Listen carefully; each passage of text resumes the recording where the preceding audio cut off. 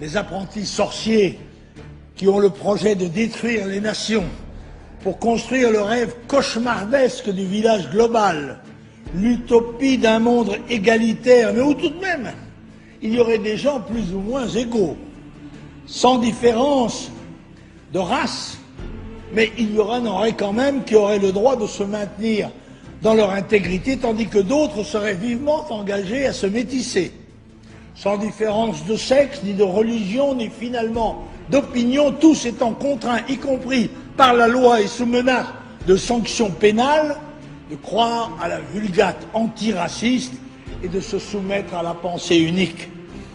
Ces apprentis sorciers ont conduit le monde à la ruine, les peuples à la misère et peut-être demain à la guerre. L'Union européenne a été, en ce qui nous concerne, l'un des vecteurs de cette catastrophe, sacrifiant à l'illusion qu'en unissant des faiblesses et en collectivisant les peuples d'Europe, on arriverait à créer un État oligarchique sur le modèle américain, sans voir, ou pour certains en l'espérant, la déréliction de la nation, la suppression des frontières, la perte de notre souveraineté politique, militaire et monétaire, en brisant le ressort national et monétaire. Le vertige de la décadence s'est emparé des esprits, et d'abord de ceux qui les gouvernent, élite corrompue et dominée par la dictature de la pensée unique. Dans le même temps où se décomposaient les grands services publics sous la pression extérieure ou la subversion intérieure, l'armée, l'éducation nationale, la moralité publique et privée se dégradaient sous l'impact des moyens modernes de communication que sont la télévision et Internet.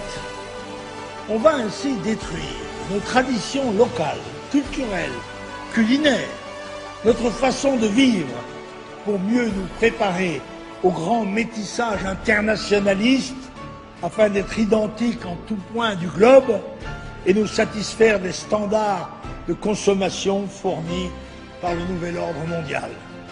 Fini les fromages au lait cru réputés impropres à la consommation.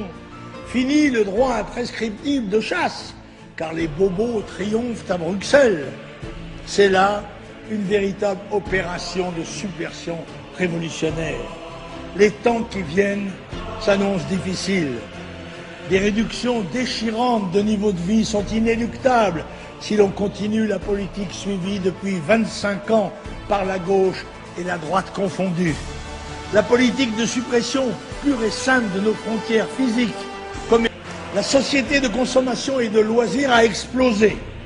La recherche de nouveaux marchés a poussé à la mondialisation des économies qui s'est accélérée sous l'impulsion des multinationales. Il fallait donc démanteler les frontières économiques pour augmenter la satisfaction des besoins, pour abêtir les peuples par la publicité et le nivellement par le bas au service exclusif des spéculateurs internationaux. La classe politique a défendu et promu cette Europe monde, ouverte à tous les vents du dumping monétaire, fiscal et social des pays à bas coût de travail. Après la création d'un marché commun sans frontières, le projet de l'Union européenne consiste désormais à instaurer une dictature bureaucratique via le super-État européen. Je l'avais pressenti dès 1957, c'est pas hier matin, au début du processus, lorsque, jeune député, j'ai voté contre le traité de Rome. Oui, d'emblée, j'avais perçu les risques de dérive que ce projet portait en lui à la lecture de ses promoteurs, les Monnet, les Koudenov, Kalergi, qui rêvaient de construire les États-Unis d'Europe sur le modèle des États-Unis d'Amérique. La fondation de cette Europe passe donc par l'adoption d'une constitution ou de sa refonte sous le nom de traité de Lisbonne. Un projet qui clairement démantèle le peu qui reste aux nations pour livrer les peuples et leurs richesses au nouvel ordre mondial. Oui, mesdames et messieurs, nous subissons la dictature internationale de la consommation. Nous subissons la gouvernance globale de l'hyperclasse mondiale, cette nouvelle classe dirigeante transnationale. Bruxelles veut supprimer les nations pour aller au bout de sa logique euromondialiste. Pour cela, il faut une Europe affaiblie, ayant perdu son âme et ravalée au rang de région de consommation de masse, au sens de l'État-nation dominé par les puissances financières.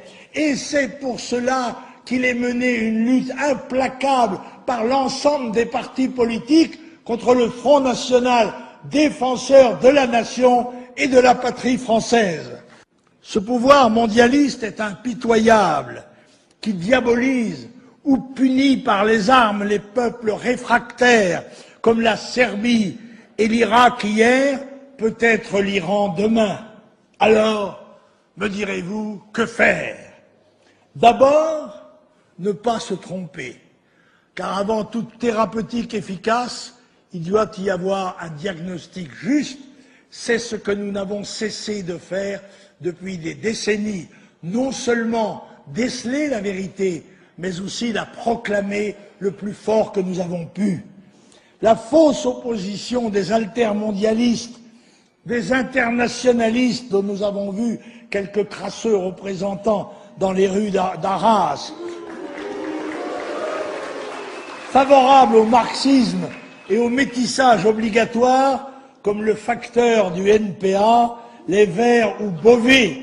Cette fausse opposition, disais-je, ne doit pas faire illusion. Ceux-là aussi sont mondialistes et même les précieux auxiliaires de l'idéologie mondiale, puisque grâce à eux, celle-ci a maintenant un versant de gauche. Les altermondialistes, c'est-à-dire les mondialistes de gauche, sont des tartuffes.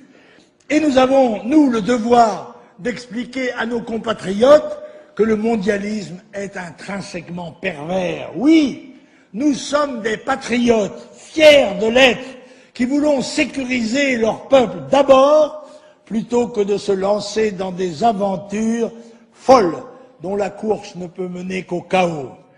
La patrie ne peut être sauvée que si l'on rompt avec les compromissions et les trahisons du système en place. La politique étrangère de l'Union européenne consistera à faire un outil militaire commun, flanc occidental de la grande armée mondiale que dirigera demain Washington, au service d'ailleurs de ses intérêts exclusifs. Nous ne voulons pas d'une Europe cheval de Troie des fonds d'investissement anglo-saxons. Ensemble, barrons la route aux banksters et autres requins de la finance internationale.